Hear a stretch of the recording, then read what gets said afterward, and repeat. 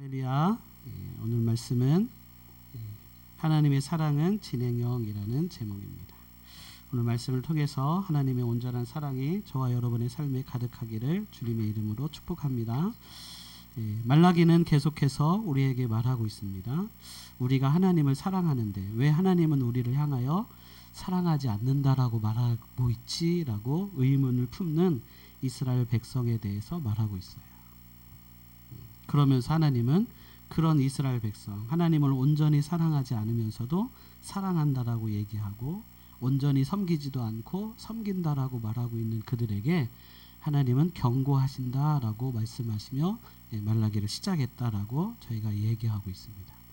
그런데 왜 이렇게 하나님의 사랑과 이스라엘 백성이 느끼는 이 느낌과 이렇게 괴리감이 있을까요? 이스라엘 백성도 분명히 우리는 하나님을 사랑합니다 라고 얘기하고 있는데 하나님은 아니다, 너희가 나를 사랑하지 않는다 라고 얘기하는 뭔가 괴리감이 있으니까 이렇게 하지 않을까라는 생각이 들었어요. 그래서 이스라엘 백성들의 마음을 먼저 보기를 바랍니다. 이스라엘 백성들은 포로에 잡혔다가 귀환했어요. 그리고 1차, 2차, 3차 포로 귀환이 다 끝났고요. 그 기간 동안 처음에 세운 게 성전이에요. 그런데 여러 가지 방해 때문에 바로 완성을 못하고 좀 시간을 걸리다가 이 에스라라는 선지자가 일어나서요. 사사가 같이 일어나서 뭐라고 선포해요? 너희가 왜 이렇게 사느냐? 너희의 집은 잘 지어놓고 왜 하나님의 전은 짓다 말았냐? 이러면 하나님이 우리에게 복을 주시지 않는다. 우리의 믿음을 온전케 할 수가 없다라고 일어나서 뭐라고 하게 됩니까? 종교개혁이 일어나요. 그래서 다시금 이스라엘 백성이 그래 우리가 이러면 안 되지 하고 성전을 완성해요. 그러고 났는데 여전히 뭐가 무너져 있어요? 성벽은 무너져 있어요. 느헤미야가 이 상황을 보고 성전도 완성되었으니까 이제 이스라엘 민족이 똘똘 뭉쳐서 성벽도 세우고 부유한 나라로 잘 살아가겠지라고 기대하고 있었는데 들리는 자기들의 측근들의 말은 뭐라고 얘기하고 있어요? 야, 말도 아니다. 꼴도 아니다. 쉽게 말하면 그렇게 표현을 했어요. 가난한 사람들이 성전 주위에 있고요. 너무 형편없이 살아가고 있다. 성벽은 여전히 무너져 있다. 이 소리를 듣고 느헤미야가 다시 뭘 기도합니까? 이스라엘의 성벽을 완성하기를 기도하고 그래서 결국은 느헤미야를 통해서 포로 귀환들이 다시 오면서 뭐가 완성이 돼요? 성벽도 완성이 돼요. 종교 개혁과 삶의 개혁이 같이 공동체의 개혁이 느헤미야 때문에 같이 일어났어요. 그러니까 백성들이 마음이 흩어졌는데 하나가 되어서 성벽을 재건하면서 단합하게 된 거예요. 쉽게 말하면 어느 정도로 표현했냐면 한 손에는 창을 들고 한 손에는 미장을 들고 이런 식으로 표현했어요. 한 손에는 창을 들고 한 손에는 성벽을 재건하면서 돌아가면서 보초도 쓰고 얼마나 마음이 단단하게 뭉쳤는지 이쪽은 내가 담당하겠습니다. 여기는 제가 하겠습니다. 이렇게 사람들의 마음이 확 일어났어요. 그래서 야 이제 됐다. 우리에게는 완전한 부흥이 일어나겠구나라는 기대와 소망이 이스라엘 안에 가득 일어나게 되었습니다. 그런데 시간이 지나가고 있어요. 부흥했을까요? 안 했을까요? 부흥하는 게 없는 거예요. 더군다나 이 다음 세대들 3세대라고 해야죠. 3세대는 포로 때 잡혀 있었던 세대들이에요. 아주 어린 아이들, 이제 막 태어난 아이들 이런 애들은 뭐만 봤어요? 이스라엘의 부귀영화를 한 번도 본 적이 없고요. 바벨론의 부귀영화만 봤어요. 지금 말로 표현하면 저 서울에서 살다가 지방도 아닌 아산만 왔어도 그래도 좀 괜찮은데 저 깡촌으로 간 거야. 쉽게 말하면. 아무런 문화 혜택도 없고 뭐 환경도 그렇게 좋지 않고 높아봐야 15층 아파트 있는 정도? 그것도 있으면 다행인데 없어요. 그런 것도 없는 완전 시골 촌으로 갔어요. 그러니 이스라엘 백성들이 그 젊은 이들이 겪는 괴리감이 얼마나 컸겠어요. 그러니까 우리가 그렇게 하나님께 순종하고 헌신하고 성전도 짓고 성벽도 짓고 다 했으니까 이제 이 정도 되면 하나님이 우리에게 뭘 주시겠지? 복을 쏟아붓도록 주시겠지. 우리도 부흥해서 바벨론 못지않은 강대국, 커다란 나라, 힘 있는 나라, 부귀영화가 넘치는 나라 되어야 될지 않을까라는 갈망과 소망이 이스라엘 백성에게 있었을까요? 없었을까요? 예, 있었을 거라는 거예요. 그런데 그것에 대해서는 하나님 응답을 안 하세요. 여전히 어렵고 여전히 가난하고 여전히 무너진 삶이 그대로 보여지는 그런 보여지는 것은 그런 어려움밖에 없는 현실이에요. 이런 현실 속에서도 이스라엘 백성은 뭐라고 얘기한다고요? 우리가 하나님을 사랑해서 그래도 우리는 뭐 했다? 예배 드렸습니다. 이렇게 얘기해요. 그런 그들을 향하여 하나님은 여전히 너희는 나를 사랑하지 않는다 라고 표현하셨습니다. 왜 이렇게 이스라엘 백성들의 마음이 무너졌을까요? 기다림이 길어지면 낙심하게 됩니다. 백성들이 포로로 돌아왔으면 하나님의 영광이 회복될 줄 알았지만 그 기대와 소망이 채워졌다라고요? 채워지지 않고 여전히 어려운 삶이 여전히 매여있는 삶이 그들 안에 있다라는 거예요. 우리가 메시아를 기다리지만 메시아가 지금 예수님이 우리 안에 오시나요? 안 오시나요? 아직 멀었죠? 계속해서 우리는 지금 뭐라고 얘기해요? 말세다. 이제 곧 있으면 예수님이 오실 것 같다 라고 얘기하고 있는데요. 신약 시대에도 제자들은 그렇게 믿었어요. 하나님이 예수님이 다시금 오신다라고 분명히 믿었어요. 그래서 죽기까지 순종했어요. 헌신했어요. 그래서 순교자가 일어난 이유가 뭐라고요? 예수님이 곧 오실 거니까. 그렇지만 예수님 오셨나요? 안 오셨나요? 안 오셨어요. 그때도 말세라고 얘기했고요. 지금도 뭐라고 얘기하고 있다고요? 말세입니다. 이건 그냥 우리가 얘기하는 게 아니라 믿지 않는 사람들도 그렇게 얘기해요. 너무 살기 어려워서 말세 같다 이렇게 얘기해요. 그렇지만 여전히 예수님은 보이지 않고 오지 않는 것 같은 그런 상황이 계속되는 삶이 그들을 뭐하게 했다고요? 낙심하게 만들었다라고 말하고 있어요. 그리고 두 번째는 형식적인 신앙이 그들을 이런 마음으로 만들었습니다. 처음에는 감격이 넘쳤죠. 성전을 지었으니까.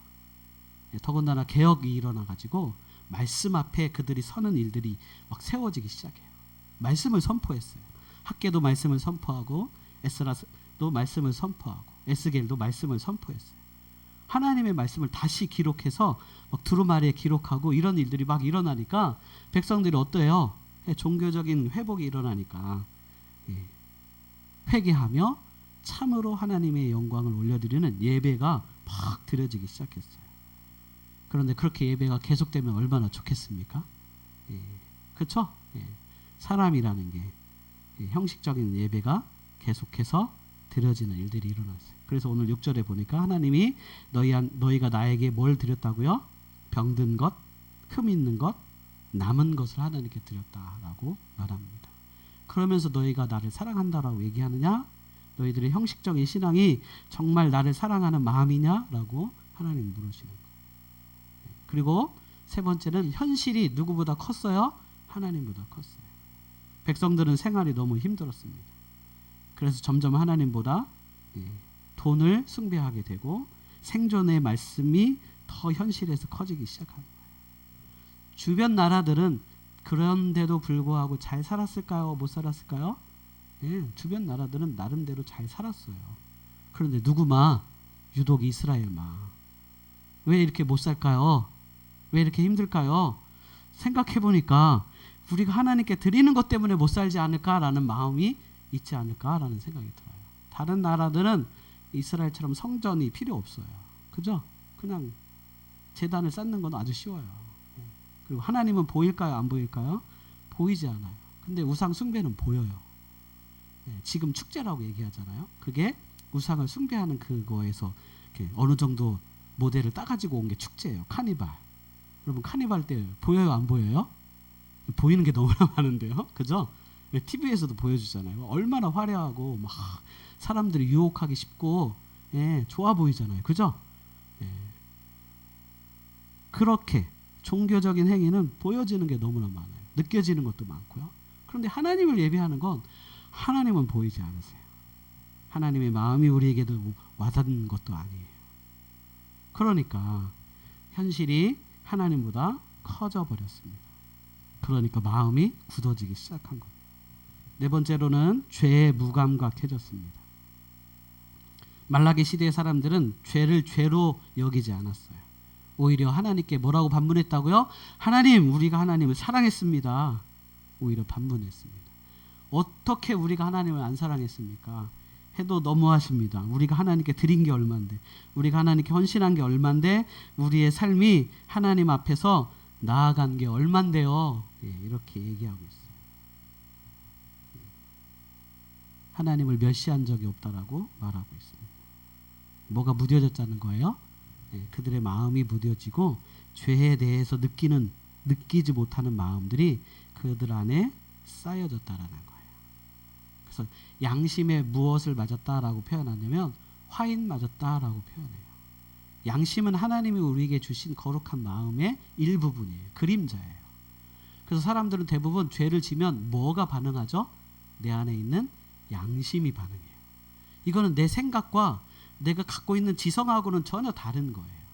나도 모르게 내 안에서 뭔가가 반응을 하는 건데, 너 그러면 안 돼, 너 그런 죄를 지으면 안 돼라는 뭐가 발동이 돼요? 하나님이 주신 그림자, 영적인 부분이 내 안에서 이게 발동이 되게 되어 있어요. 그래서 사람들은 자기가 영적인 존재라는 걸 어느 정도 알아요. 왜?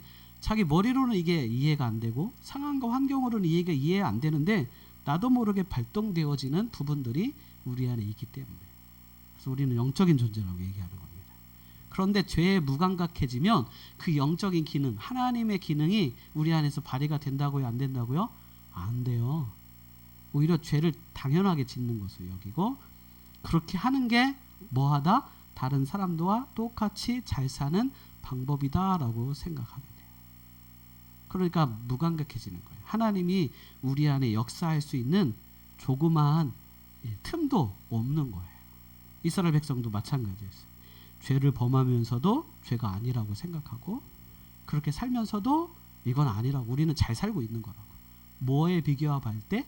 세상과 비교해서 볼 때 나는 잘 살고 있는 거예요. 세상과 똑같이. 아니, 그들보다 조금 더 낮게 살고 있으니까 잘 산다라고 표현하는 거예요. 이것이 그들의 양심이, 하나님이 주신 영적인 마음이 무너졌기 때문에, 죄에 무감각해졌기 때문에 그렇게 된 것입니다. 마지막으로 다섯 번째, 하나님의 사랑을 의심했어요. 내가 너희를 사랑하였다. 그런데 백성은 뭐라고 얘기한다고요? 언제 주님께서 우리를 사랑하셨습니까? 이 뿌리는 하나님의 사랑이 의심되었다라는 거예요. 하나님 우리를 사랑하셨으면 우리에게 복을 주셔야 당연한 거 아니에요? 하나님 우리를 사랑하셨으면 우리가 더 잘 되는 게 당연한 거 아니에요?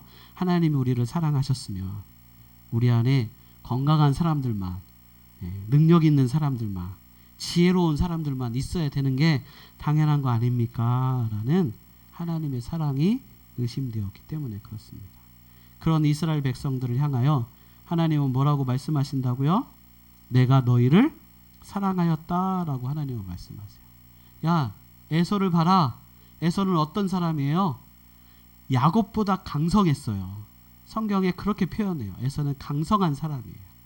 힘도 세고 능력도 많고, 나중에 보면 야곱보다 훨씬 더 많은 땅을 차지한 사람이 에서예요.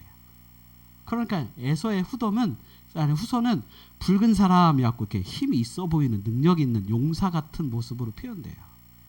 그게 에서예요. 장자라 그런지 힘이 셌어요. 근데 야곱은 어떻게 해요? 왠지 비리비리한 사람처럼, 연약한 사람처럼 보여요. 그런데 역사적으로 볼 때 어떻게 됐냐? 에서는 망했다라고 하나님이 표현해요. 그들은 자기들이 힘이 있어서 내가 다시 내 땅을 다시 일구고 다시 세우겠다, 아무리 얘기해도 나는 어떻게 하겠다? 그들을 망하게 만들겠다. 이것이 너희를 사랑하는 나의 표현이다라고 하나님 말씀하세요.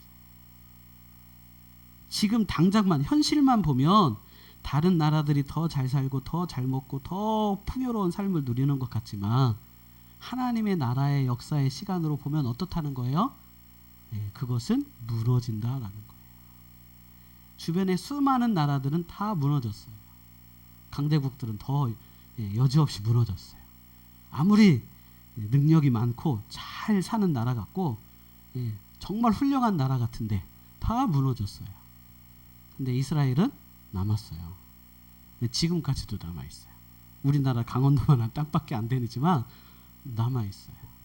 그 누구의 약속이라고요? 하나님의 약속이에요. 하나님의 언약이에요. 이건 어떻게 깨트릴 수가 없어요. 하나님께서 약속하신 건 반드시 하나님은 이루십니다. 그것이 우리를 향한 하나님의 사랑이에요. 그래서 우리가 하나님을 믿는 거예요. 하나님께서 야곱을 선택하시고 야곱에게 복을 주시고 그를 통하여 어떤 일까지 이루게 하셔요. 나중에는 예수 그리스도를 통하여 이 땅에 있는 권세도 회복하세요. 너희가 그것을 볼 수 있어야 한다라는 것이. 우리가 현실만 보고 상황만 보고 이 땅만 바라보니까 뭐가 비교돼요? 세상과 비교되고 세상보다 못 사는 것 같고 세상이 더 잘난 것처럼 보이는 거예요. 근데 저와 여러분은 여기에서만 끝나는 인생이 아닙니다. 여기서 끝나면 그 다음 생애가 있어요. 그것은 어디예요? 천국과 지옥으로 결정되어 있어요. 이걸 그냥 단순한 문제로 생각하시면 안 돼요.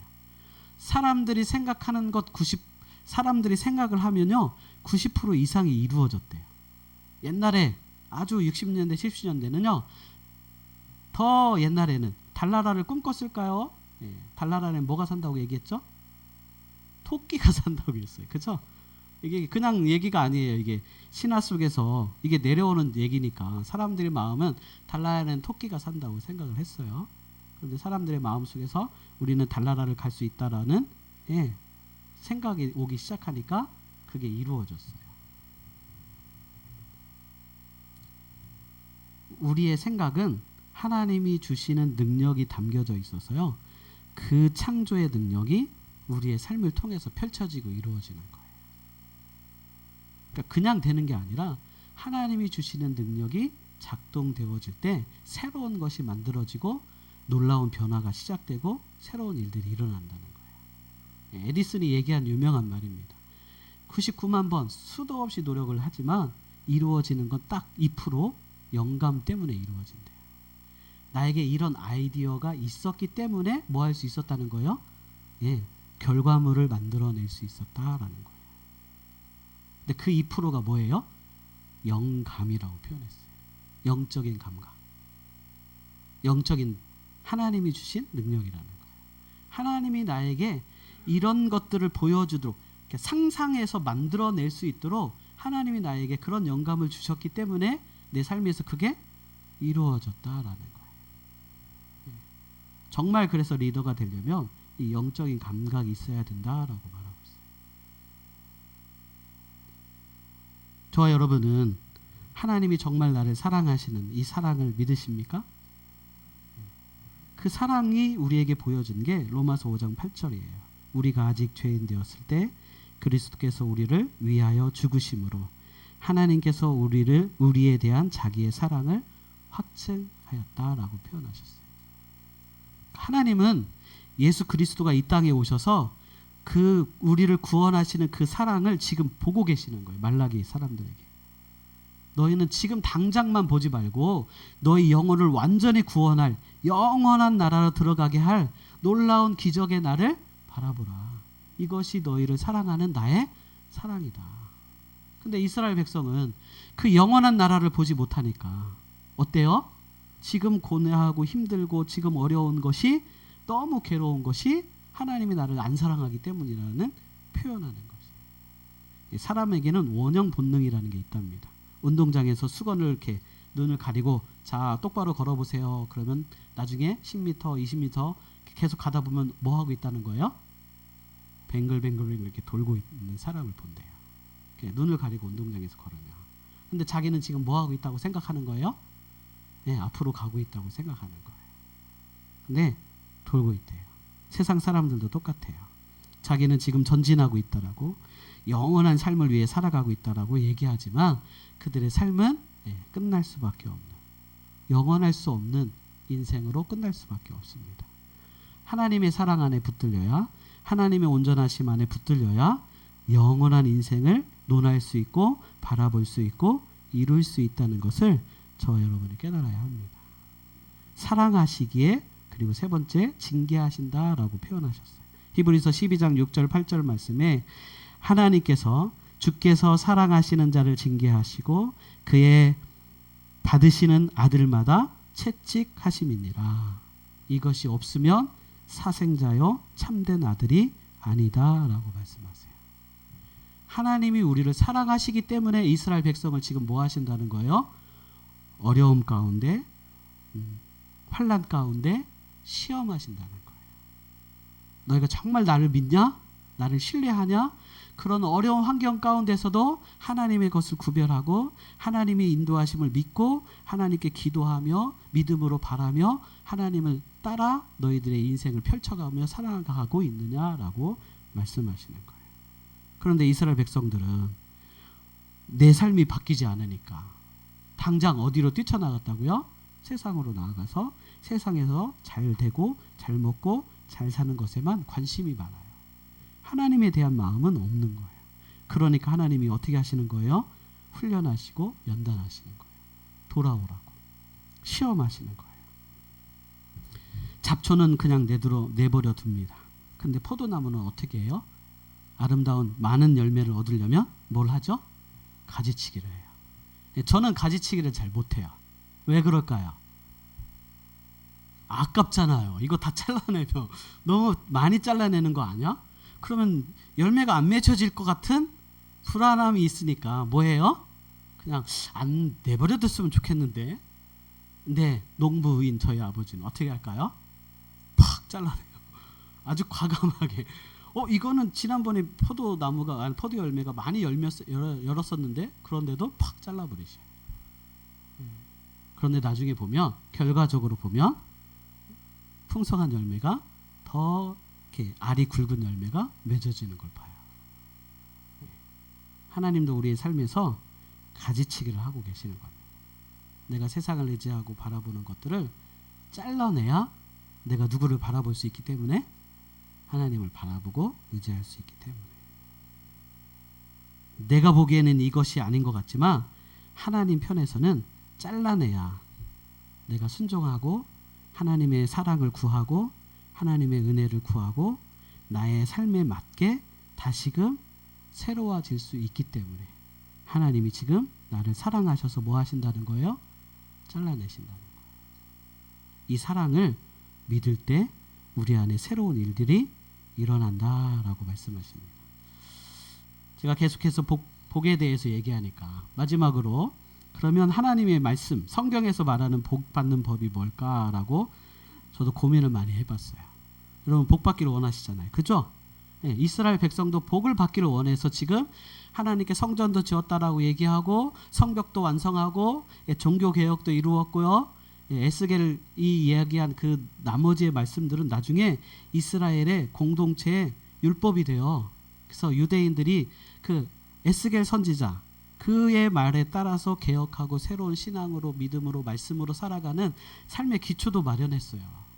그러니까 그냥 나쁜 일만 있는 게 아니었어요. 신앙의 개혁도 종교의 개혁도 다 일어났기 때문에 그런 좋은 것을 행했음에도 불구하고 이스라엘 백성들이 잘 못 사니까 그들은 복을 받기를 원했으니까 저와 여러분도 복 받기를 원하시잖아요. 그죠? 그래서 하나님이 말씀하시는 성경이 말하는 복은 뭘까? 첫 번째 하나님의 말씀을 즐거워하는 사람이 복 받는 자입니다. 시편 1편에 가장 대표적인 복의 말씀이 있어요. 복 있는 사람은 악인의 꾀를 따르지 아니하며 오직 여호와의 율법을 즐거워하여 그의 율법을 주야로 뭐하는 사람이다? 묵상하는 사람이다. 하나님의 말씀을 뭐하는 사람? 즐거워하여 사랑하는 사람. 묵상은요 되새김질하다라는 뜻이 담겨 있어요. 한번 들은 것으로 끝내지 않고 또 생각해보고 또 생각해보고 내 삶 가운데서 그 말씀이 적용되어지도록 살려고 하는 사람, 여기까지가 뭐하는 사람이라고요? 말씀을 사랑하는 사람이에요. 그러니까 우리가 말씀을 사랑한다고 읽는 것, 듣는 것에만 끝내면 아무 소용이 없는 거예요. 그 말씀대로 살려고 노력할 때 하나님의 말씀을 즐거워하는 사람이 되는 것이에요. 두 번째, 하나님을 경외하는 사람이 복이 있다라고 말씀하세요. 잠언 9장 10절에 여호와를 경외하는 것이 지혜의 근본이다라고 말하고 있어요. 경외는 단순한 무서워하는 게 아니라 하나님을 가장 크게 여기면서 살아가는 삶의 태도입니다. 그렇게 살 때 하나님이 뭘 주신대요? 지혜를 주신대요. 지혜가 있어야 이 세상에서 뭘 할 수 있어요? 복 누릴 수 있어요. 지혜가 없으면 좋은 것을 줘도 이게 좋은 건지, 나쁜 것을 줘도 이게 나쁜 건지를 판단을 못해요. 그래서 지혜로운 사람을 현자라고 얘기하는 거예요. 네. 그런 것처럼 오늘 하나님을 경외하는 것이 지혜의 근본이래요. 하나님을 두려워함으로 내 삶에서 어떻게 하나님이 말씀하신 대로 살려고 노력하는 사람이라는 것입니다. 세 번째, 순종하는 사람이다. 신명기 28장 1절, 내가 내 하나님 여호와의 말씀을 삼가 듣고 지키며 행하면 이 모든 복이 내게 임하리니. 하나님이 신명기에 수많은 복을 얘기하셨어요.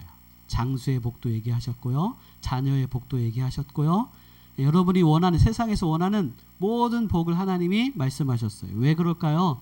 하나님이 복이기 때문에 그렇습니다. 근데 우리는 착각해요. 세상이 복이라고 생각하는데 절대 세상은 우리에게 복을 주지 않습니다. 세상이 주는 건 다 짜가예요. 짝퉁이에요. 줄 것처럼 하지만 절대 주지 않아요. 누리지 못하도록 하는 게 오히려 세상이에요. 그런데 하나님은 우리에게 뭐 하신다고요? 반드시 약속하셨어요. 복을 주겠다라고. 근데 어떻게 할 때? 내가 내 하나님 여호와의 말씀을 듣고 삼가 지켜 행하며.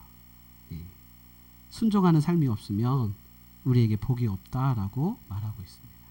순종은 아무나 할 수 있는 게 아니라 믿음이 있는 사람이 순종할 수 있어요.